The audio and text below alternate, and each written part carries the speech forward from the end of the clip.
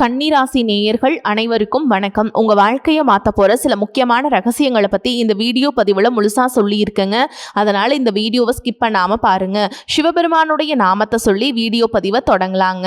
ஓம் நமச்சிவாய. உங்களால முடிஞ்சதுன்னா கமெண்ட் பாக்ஸ்ல ஒரே ஒரு முறை கமெண்ட் பண்ணுங்க. இன்னும் நம்ம சேனலை சப்ஸ்கிரைப் பண்ணலன்னா மறக்காம சப்ஸ்கிரைப் பண்ணிக்கோங்க. அப்படியே பக்கத்தில் இருக்கக்கூடிய பெல் ஐகானையும் கிளிக் பண்ணிக்கோங்க. அப்பதான் நாங்க போடுற ஒவ்வொரு வீடியோ பதிவும் உடனே உங்ககிட்ட வந்துட்டே இருக்கும். வாங்க வீடியோக்குள்ள போலாம். உலகெங்கிலும் உள்ள ஆன்மீகத்தையும் ஆண்டவனையும் உயிராக நினைக்கக்கூடிய கன்னிராசி அன்பு சொந்தங்களுக்கு வணக்கம்ங்க. இப்போ தலைப்பை பார்த்திருப்பீங்க. உங்க வாழ்க்கையில வரக்கூடிய ஒரு நபரால இன்னும் ஒரு சில நபர்களால் உங்கள் வாழ்க்கையில் நல்ல மாற்றங்கள் வரப்போகுது. குறிப்பாக 3 முக்கியமான பெரிய மாற்றங்கள். சரிங்களா? அந்த சம்பவங்கள் நடக்கிறப்போ கடவுளே நினைச்சாலும் சரி தடுக்க முடியாத சில விஷயங்கள் நடக்கும்.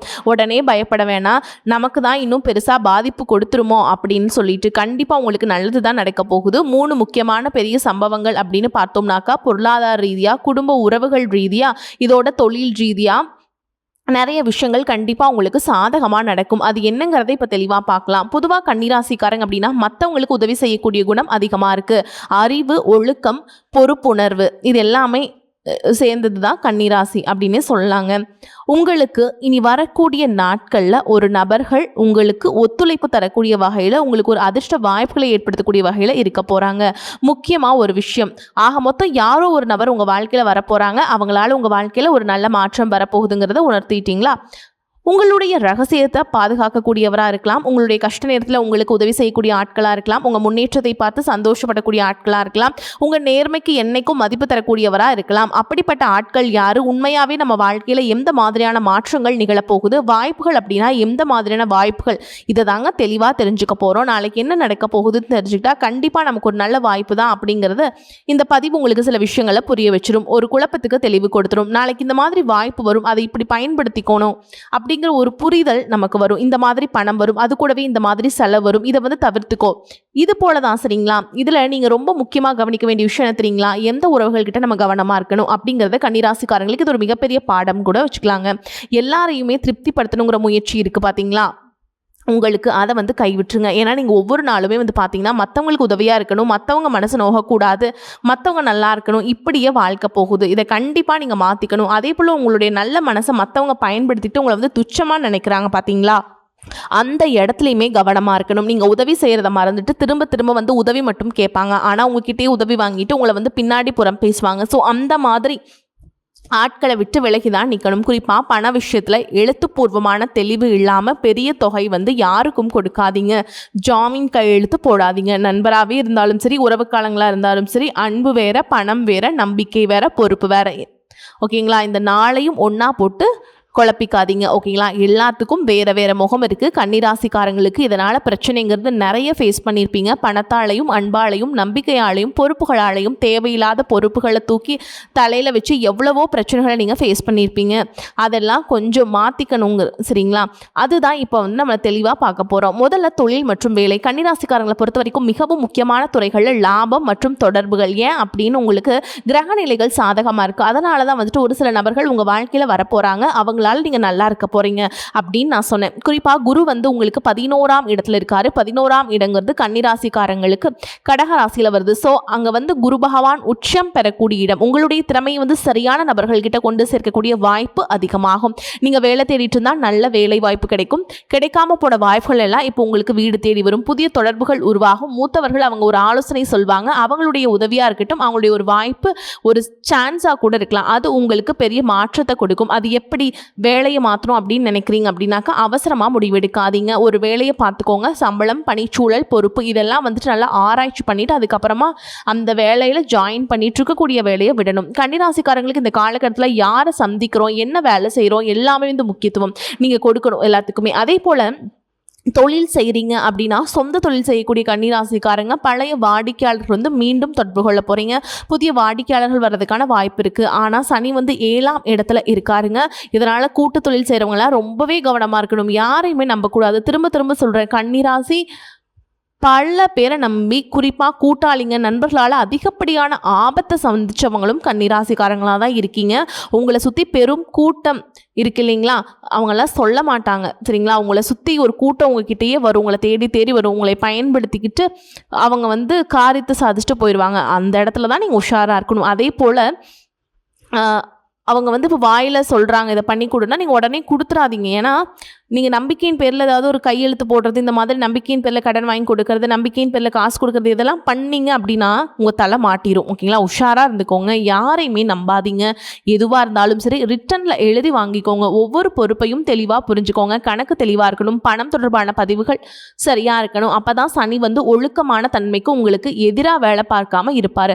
அவரை பொறுத்த வரைக்கும் உஷாராக இருந்தால் மட்டும்தான் உனக்கு உதவி செய்வார். சனி இல்லைனா மண்டையில் கொட்டிடுவார் சரிங்களா. அவரை பொறுத்த வரைக்கும் கணக்கு வழக்கில் முக்கியம். நீங்கள் தியாக உணர்வோடு இருக்குன்னு சொல்லிட்டீங்கன்னு வச்சுக்கோங்களேன், சனி பகவான் நீங்கள் அதை பொறுத்த வரைக்கும் எல்லா விஷயத்துலையுமே ஒரு கணக்கு இருக்கணும், தெளிவாக இருக்கணும். உண்மையாக உழைக்கிறானா இல்லை எல்லா விஷயத்தையும் ஒழுக்கமாக இருக்கிறானான்னு செக் பண்ணுவாருங்க சனி பகவான் சரிங்களா. அதே போல் குடும்ப வாழ்க்கை கன்னிராசிக்காரங்களை பொறுத்த வரைக்கும் குடும்பத்திற்கு அதிகமாக யோசிப்பீங்க, அதிகமாக பாசம் வச்சுருப்பீங்க. ஆனால் அது ஒரு பிரச்சனை இருக்குது, மனசில் இருக்கிறத வெளியில் சொல்லாமல் வச்சுருக்கீங்க. அதனால் மற்றவங்க புரிஞ்சுக்காமல் இருக்காங்க. சில நேரங்களில் என்ன நினைக்கிறீங்க, வீட்டில் இருக்கவங்களுக்கு பார்த்து பார்த்து பண்ணியும் அவங்க கடுகளவு கூட உங்களுடைய தியாகத்தையும் உங்களுடைய செயல்பாட்டையும் புரிஞ்சுக்கவே இல்லை.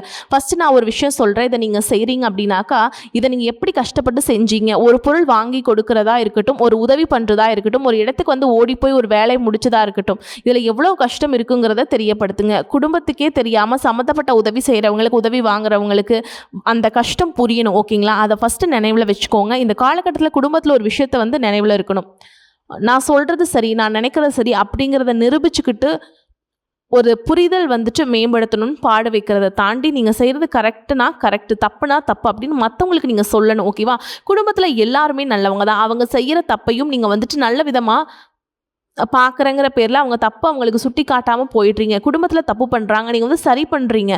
அவங்க வெளியில் தப்பு பண்ணால் அது வேறு மாதிரி போயிடும். ஓகேங்களா, அதனால் நல்லது கெட்டது, yes or no, good or bad, அதை நீங்கள் சொல்லி பழகினா மட்டும்தான் கன்னிராசிக்கு குடும்ப வாழ்க்கை சிறப்பாக இருக்கும். ஓகேவா, சின்ன சின்ன கருத்து வேறுபாடுகள் திருமணம் ஆயிட்டிங்க அப்படின்னா குடும்ப வாழ்க்கையில் கணவன் மனைவி உறவு இருக்கு இல்லைங்களா, அதில் ஒரு நல்ல ஒரு கருத்தை ஷேர் பண்ணிக்கோங்க. ஆனால் சொல்லக்கூடிய விதம்னு ஒன்று இருக்கு இல்லைங்களா, அதையும் பார்த்துக்கணும். ஓகேவா, சின்ன பிரச்சனை பெரிய பிரச்சனையாக மாறுறதுக்கு ஒரு வாய்ப்பு இருக்குது, பெரிய பிரச்சனையை சின்ன பிரச்சனையாக மாற்றுறதுக்கு வாய்ப்பு இருக்குது. ஸோ நம்ம விட்டு கொடுக்குறதும் உட்கார்ந்து பேசுகிறதும் தான் இதுக்கு ஒரு தீர்வாக இருக்கும். திருமணத்தை எதிர்பார்த்து காத்துட்ருக்கக்கூடிய கன்னிராசிக்காரங்களுக்கு இந்த காலகட்டம் சிறப்பாக இருக்க போதுங்க. ஆனால் சனி பகவான் 7ஆம் இடத்துல இருக்கிறதுனால அவசரமாக எந்த ஒரு விஷயத்தையுமே முடிவு பண்ணக்கூடாது. நிதானமாக நிறுத்தி யோசித்து ஓகே நமக்கும் அவங்களுக்கும் செட் ஆகுமா, படிப்பாக இருக்கட்டும், குடும்ப சூழலாக இருக்கட்டும், எதிர்கால கனவுகளாக இருக்கட்டும், எல்லாத்தையும் பார்த்து தான் நீங்கள் முடிவு பண்ணணும். ஓகேங்களா, குடும்பம், குணம், பொறுப்பு, எதிர்கால எண்ணம் இதெல்லாம் தெரிந்துக்கிட்டு முடிவெடுங்க. திருமணத்துக்கு சரியான காலகட்டம் இப்போ உறுதியாக சொல்ல முடியாது, உங்கள் தனிப்பட்ட ஜாதகத்தையும் பார்த்தா மட்டும்தான் சொல்ல முடியும். அதே போல் பணம், இங்கே கன்னிராசிக்கு நல்ல செய்தி இருக்குது. குரு 11ஆம் இடத்துல இருக்கிறதுங்கிறது வருமான வாய்ப்புகள், 11ஆம் இடம்ங்கிறது லாபஸ்தானம். அதாவது அதிகப்படியான ஆசைகள், நமக்கு பெரிய பெரிய ஆசைகள் இருக்கு, அதெல்லாம் அபிவிருத்தி, அதெல்லாம் நிறைவேறக்கூடிய காலகட்டம். இடம், லாபம், ஆதரவு, புதிய தொடர்புகள். அதே போல் 11ஆம் இடம்ங்கிறது அண்ணன், மூத்த உறவுகள் எல்லாம் உங்களுக்கு உதவிகரமாக இருப்பாங்க. நீங்கள் ஒரு மென்மையான குணம் கொண்டவங்க, நீங்கள் ஒரு மேன்மையான இடத்துக்கு போகக்கூடிய ஒரு காலகட்டம். ஆனால் ஒரு எச்சரிக்கை இருக்குது, வருமானம் அதிகமாகுது, அதே நேரத்தில் செலவுகளும் அதிகமாகும். அதை பார்த்துக்கணும். கன்னிராசிக்காரங்களுக்கு இந்த காலத்தினுடைய மிகப்பெரிய வெற்றி காத்துக்கிட்டு இருக்கு. சம்பாதிக்கிறது மட்டும் கடமை கிடையாது, சம்பாதிக்கிறத நிலைநிறுத்தணும். அதனால் சேமிப்பில் கவனம் செலுத்துங்க. அதே போல் படிக்கக்கூடிய மாணவர்களுக்கு, கன்னிராசி மாணவர்களாக இருக்கீங்க அப்படின்னாக்கா இயல்பாகவே உங்களுக்கு பகுத்தறிவு திறன் அதிகம். ஓகேங்களா, புத்தி ரொம்ப அதிகம். ஆனால் அதிகமாக யோசிக்காதீங்க. சில நேரங்களில் படிப்பு தாமதப்படுத்திடும். இன்னும் நல்லா படிக்கணும், இதை மட்டும் நினச்சிக்கிட்டு நீங்கள் படிச்சுட்டே இருங்க, கரெக்டாக படித்து முடிக்கணும் அப்படிங்கிற மாதிரி நினச்சிக்கோங்க. சின்னதாக இருந்தாலும் சரி தினமும் படிங்க. உங்களுக்கு புத்திசாலி தான் நீங்கள், ஆனால் அனுதினமும் படித்தா மட்டும்தான் அதிகப்படியான மதிப்பெண்களை பெற முடியும், மேன்மை அடைய முடியும். படிக்கக்கூடிய மாணவர்கள் புத்தி இருக்குது, நம்ம எப்போ வேணால் பயன்படுத்தலாம்னு சொல்லிட்டு நேரம் காலத்தை தாமதப்படுத்திட்டீங்க அப்படின்னா சனி பகவானுக்கு பிடிக்காதுங்க. குறிப்பாக போட்டி தேர்வு, உயர்கல்வி, புதிய திறன் கற்றுக்கிறது, திட்டம் போடுறது, இதெல்லாம் உங்களுக்கு நல்ல பலன்களை கொடுக்கும். பெரியவங்களுக்கு, கன்னிராசியை சேர்ந்தவங்க பெற்றோர்களாக இருக்கீங்க, இல்லை வீட்டில் பெரியவங்களாக இருக்கீங்க அப்படின்னா உங்களுக்கான பதிவு இது எல்லாத்தையும் தூக்கி தலையில் போட்டுக்காதீங்க. எல்லாருக்கும் பொறுப்புகளை பிரித்து கொடுங்க. உங்களுக்கு தேவையான ஓய்வு, தூக்கம், வழக்கமான மருத்துவ ஆலோசனை இதெல்லாம் வந்து அலட்சியப்படுத்தாமல் இதில் வந்துட்டு கண்டிப்பாக நீங்கள் கடைபிடிக்கணும். ஆன்மீக பயணம் போகிறது, கோயில் பயணம் போகிறது, தியானம் பண்ணுறது இதெல்லாம் வந்து மனசுக்கு அமைதியை தரும், உங்கள் வாழ்க்கையை மேம்படுத்தும். இது வந்து உதவிகரமாக இருக்கும். எல்லா பொறுப்புகளையும் தவிர்த்துட்டு இனி போதும் அப்படிங்கிற ஒரு மனநிலைக்கு வந்தால் மட்டும்தான் நல்லா இருக்க முடியும். உங்களை பொறுத்த வரைக்கும் பரிகாரம்னு கேட்டிங்கன்னா உங்களுடைய அதிபதி புதன் பகவான். ஸோ அவருக்கு ரொம்ப முக்கியமான வழிபாடு பார்த்திங்கன்னா புதன்கிழமைகளில் யார் பெருமாள் வழிபாடு பண்ணுறது, பச்சை நிறத்தை அதிகமாக பயன்படுத்துறது, விநாயகர் வழிபாடு பண்ணுறது இது வந்து நல்ல ஆன்மீக நடைமுறையாக இருக்கும். புதன்கிழமைகளில் விநாயகர் வழிபாடு, பச்சை பயிர் தானம் கொடுக்கறது படிக்கக்கூடிய மாணவர்களுக்கு ஓகேங்களா. ஏன்னா புதன் அப்படின்னாவே வந்து கல்விக்கான கிரகம்னு சொல்லுவோம் இல்லையா. எழுதுறவங்க படிக்கிறவங்களுக்கு ஏதாவது வந்து பேனா, புத்தகம், நோட்டு, அதே போல் படிக்கிறவங்களுக்கு வந்து ஃபீஸ் கட்ட முடியாமல் இருக்கவங்களுக்குலாம் நோட்டு, புத்தகம் இல்லை ஸ்லிப்பு வாங்கி கொடுக்கறது, இந்த மாதிரி கஷ்டப்பட்ட குழந்தைகளுக்கெல்லாம் நீங்கள் சாலையோரத்தில் கஷ்டப்படுவாங்க இல்லைங்களா. அவங்க ஊர்லேயே பார்த்தீங்கன்னா அவங்க கூட தெரியும் படிப்பு கஷ்டப்படுற குழந்தைங்க நல்லா படிப்பாங்க, அவங்களுக்கெல்லாம் வந்து உதவி செய்கிறது ரொம்ப நல்லதுங்க. இது வந்து உங்களுக்கு வந்து சிறந்த பரிகாரமும் கூட. அதே போல் பசியால் வாடக்கூடிய பெரியவங்க உண்மையாகவே வந்து சாப்பாட்டு கஷ்டப்படுறவங்களுக்கு உதவி பண்ணுங்க. ஓம் கம் கணபதியே நமக இதை வந்து பக்தியோட புதன்கிழமைகளில் 108 முறை சொல்கிறதும் உங்கள் கைகளால் எழுதுறதும் சிறப்பு. இதோட புதன் தொடர்பு அதிகமாக இருக்கக்கூடிய திருவெண்காடு புதன் ஸ்தலத்துக்கு போயிட்டு வாங்க. குடும்பத்தோடு போயிட்டு வர்றது ரொம்ப நல்லது. மன உறுதி எல்லாமே உங்களுக்கு கிடைக்கும், எண்ணங்கள்லாம் சிறக்கும். அதே மாதிரி விநாயகர் வழிபாடு செய்கிறது வந்து ரொம்ப அவசியம். ஏன்னா ஒரு முதன்மையான கடவுள், அதனால முதன்மையான வழிபாடு ஓகேங்களா. இதோட மன அமைதி, ஒழுக்கம், நம்பிக்கை இதை வந்து வளர்த்துக்கான வழியை பார்த்துக்கோங்க. உங்களுக்கு அதிர்ஷ்டம் தரக்கூடிய எண்கள்னு கேட்டிங்கன்னா கன்னிராசிக்காரங்களுக்கு வந்து 6, 3 அதிர்ஷ்டம்.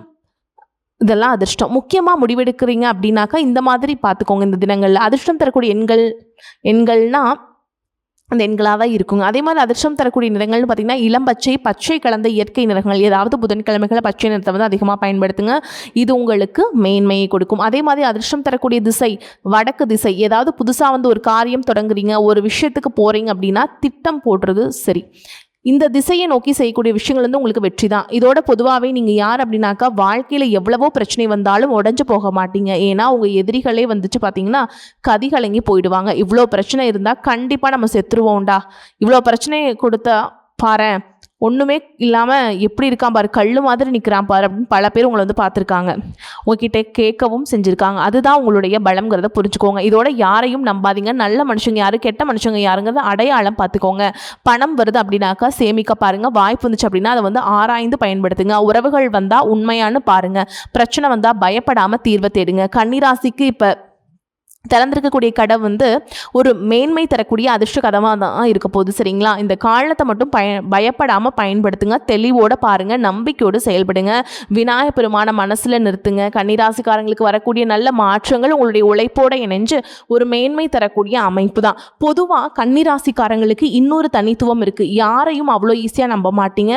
உங்களுடைய நேரத்தையும் உழைப்பையும் மற்றவங்களுக்காக விட்டு கொடுக்கவும் தயங்க மாட்டீங்க.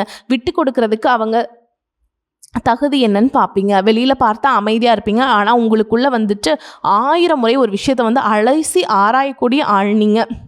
ஒருத்தர் வந்து உங்ககிட்ட ஒரு வார்த்தை சொல்கிறாங்க அப்படின்னாக்கா அவர் ஏன் அப்படி சொன்னார், இதுக்கு பின்னால் என்ன காரணம் இருக்குது, நம்மக்கிட்ட உண்மையாக தான் அவர் பேசுகிறாரா, இப்படி யோசிக்கிறதுல கன்னிராசிக்காரங்க புத்திசாலிங்க.